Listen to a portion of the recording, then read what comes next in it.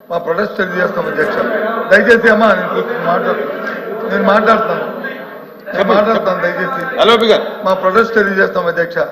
ఎందుకంటే ఏదైతే 2014-19లో 2014-19లో ఈ అంశం అయితే ఆ రోజున తెలుగుదేశం పార్టీ ప్రభుత్వం నేతలకు ఏదైతే హామీ ఇచ్చిందో మీకు రుణమాఫీ చేస్తారని కానీ లేదు వాళ్ళకి అధ్యయనం చేస్తారని జీవోనిచ్చి వాళ్ళకి ఆ కార్యక్రమాన్ని చేయకుండా వాళ్ళు మోసం చేసిన విషయాన్ని మీ దృష్టి తీసుకుని అది వాస్తవం అధ్యక్ష. రుణమాఫీ చేయలేని విషయాన్ని వాస్తవం. అది కాకుండా వాళ్ళకి 1000 కోట్ల ప్రత్యేక నిధి కూడా పెడతానని చెప్పారు అధ్యక్ష. ఆ అంశాన్ని కూడా వాళ్ళు చేయలేదు అధ్యక్ష. ఆ 14-19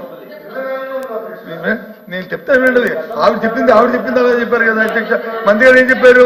గత 5 సంవత్సరాలు చెప్పారు కదా, మరి మేము చెప్పాలి కదా. ఏ ఒక్క మాట అయినా సరే నేను చెప్పిన దాంట్లో రికార్డులో తప్పుగా ఉంటే మీ ప్రొటెస్ట్ చేస్తున్నాం. మా ప్రొటెస్ట్ చేస్తున్నాం. చెప్పలేమండి. చెప్పిన తర్వాత మీరు కరెక్ట్ చేయండి. ప్రొటెస్ట్ తెలియజేస్తున్నాం. అది కాకుండా మీరు ఏదైతే నేతన చెప్పిన తర్వాత మీరు మళ్ళీ మాట్లాడి మీరు కరెక్ట్ చేయండి. నేతన్న నేస్తం పథకానికి మాట్లాడేదంటే 200 కోట్ల తిరిగి మాత్రమే ఇచ్చారని చెప్పారు అధ్యక్ష. 200 కోట్ల రూపాయలు ఇచ్చారని చెప్పారు అధ్యక్ష.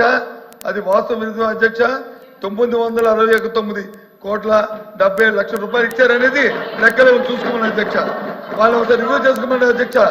ఈ నేపథ్యంలో అదే కాకుండా నేతన్న పెన్షన్ 1300 ఇది చెప్పింది అలా కూడా రికార్డు అధ్యక్ష.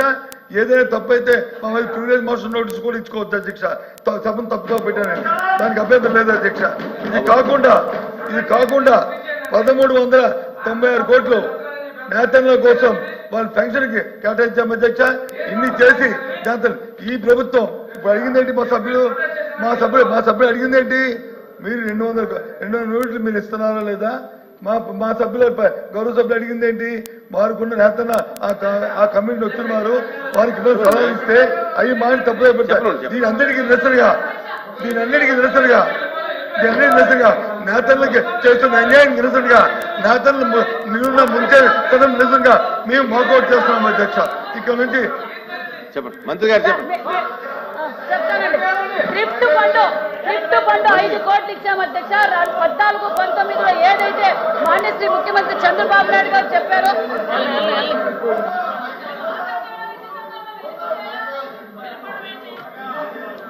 మీరు వెళ్ళిపోతే ఎలాగా? మేము ఆన్సర్ చెప్పడానికి నేను సిద్ధంగా ఉన్నాను. నేతన్న ద్రోహి గట్టి ప్రభుత్వం అనే విషయాన్ని ఇంకొకసారి కూడా తెలియజేస్తున్నాం. మేము 14-19లో ఏం చేసామో చెప్పడానికి సిద్ధంగా ఉన్నాం. ఈ 8 నెలల్లో ఏం చేసామో సిద్ధంగా ఉన్నాం. నేను చెప్పేది మరి గత ప్రభుత్వంలో అధ్యక్ష నేతన్న నేస్తం అని చెప్పి ప్రజలని నేతన్నలు మోసం చేసింది అధ్యక్ష.